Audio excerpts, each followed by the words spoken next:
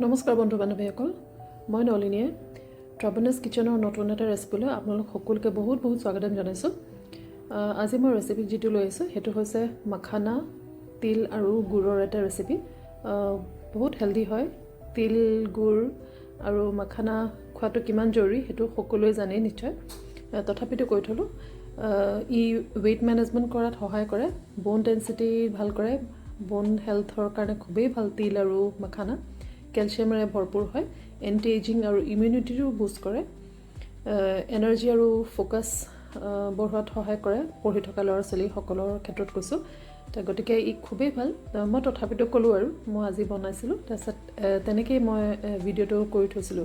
তেতিয়া আহকচোন ভিডিওটোৰ মাজলৈ সোমাই যাওঁ প্ৰথমে মই পেন এখনত তেনেকৈ ঘি অলপ দি পিনি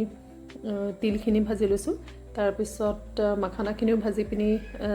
তাৰ পৰা ময়েশ্চাৰটো ওলোৱালৈকে সম্পূৰ্ণভাৱে ফ্ৰাই কৰি দুইবিধ তেনেকৈ বেলেগে উলিয়াই থলো তাৰপিছত সেই একেখন পেনতে পুনৰ মই অলপমান ঘি দি গুৰ 1 কাপ লৈছিলো গুৰখিনি মেল্ট হ'বলৈ দিলো গলিবলৈ দিলো ভালকৈ যেতিয়া গলিছে সম্পূৰ্ণ আঠা নিচিনা হৈছে আৰু তেনেকুৱাতে মই মাখানাখিনিও দিলো আৰু তাৰ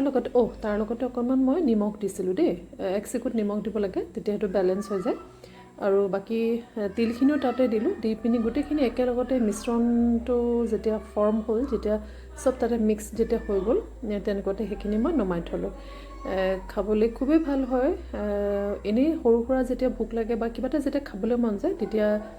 খাবলৈ ভাল সৰু ল'ৰা ছোৱালীকো দিব পাৰি বা ডাঙৰ সকলো কাৰণেও খুবেই ভাল হয় এইটো